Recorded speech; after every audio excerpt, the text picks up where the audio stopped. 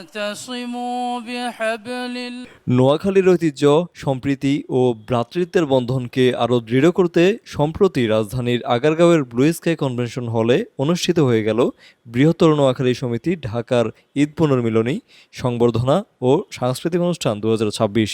উদ্বোধনী ও আলোচনা পর্বে বক্তারা বৃহত্তর নোয়াখালীর ইতিহাস, ঐতিহ্য এবং সামাজিক সম্প্রীতি ধরে রাখার উপর গুরুত্ব আরোপ করেন। ব্রিটিশ ভারতের রাজধানী কলকাতায় 1912 সালে প্রতিষ্ঠিত হয় দেশের বৃহত্তম প্রাচীন এই সংগঠন বৃহত্তর নোয়াখালী সমিতি। পাশাপাশি নতুন প্রজন্মের মধ্যে পারস্পরিক যোগাযোগ বৃদ্ধি এবং সমাজ কল্যাণমূলক কর্মকাণ্ডে সমিতির ভূমিকাকে আরও জোরদারের আহ্বান জানান। কি লক্ষ্মীপুর কি নোয়াখালীটা কিছু আসে যায় না আমাদের। আমরা বড় হয়েছি, জন্ম হয়েছি নোয়াখালী হিসাবে, এখনো নোয়াখালী হিসাবে আছে, কোনো পরিবর্তন নাই ইনশাল্লাহ। সারা বিশ্বে যারা নোয়াখালীর change maker, policy maker, dreamer, সারা পৃথিবী জুড়ে যারা নোয়াখালীকে ছড়িয়ে ছিটিয়ে দিয়েছেন, ওনাদেরকে একত্র করার কাজ একটা শুরু করেছি।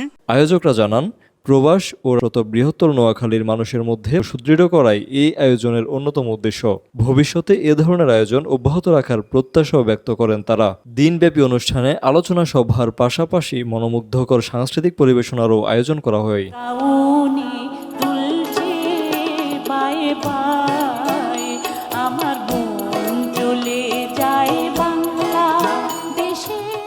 সমিতির প্রেসিডেন্ট এবং বিজ্ঞান প্রযুক্তি মন্ত্রণালয়ের সচিব মোহাম্মদ আনোয়ার হোসেনের সভাপতিত্বে অনুষ্ঠানে প্রধান অতিথি হিসেবে ছিলেন পরিবেশ, বন ও জলবায়ু পরিবর্তন বিষয়ক মন্ত্রী আব্দুল আওয়াল মিন্টু। অনুষ্ঠানে আরও উপস্থিত ছিলেন প্রধানমন্ত্রীর উপদেষ্টা ইসমাইল জবিউল্লাহ, জাতীয় সংসদের হুইপ AVM আশরাফ উদ্দিন নিজান, উপদেষ্টা ডাক্তার জাহিদুর রহমান সহ সংসদ সদস্য, শিল্পপতি ও বিশিষ্ট ব্যবসায়ী, শিক্ষাবিদ, সাংস্কৃতিক ও মিডিয়া ব্যক্তিত্ব এবং আমন্ত্রিত অতিথিরা। ফয়সাল রাফাত, TV5 বাংলা, ঢাকা।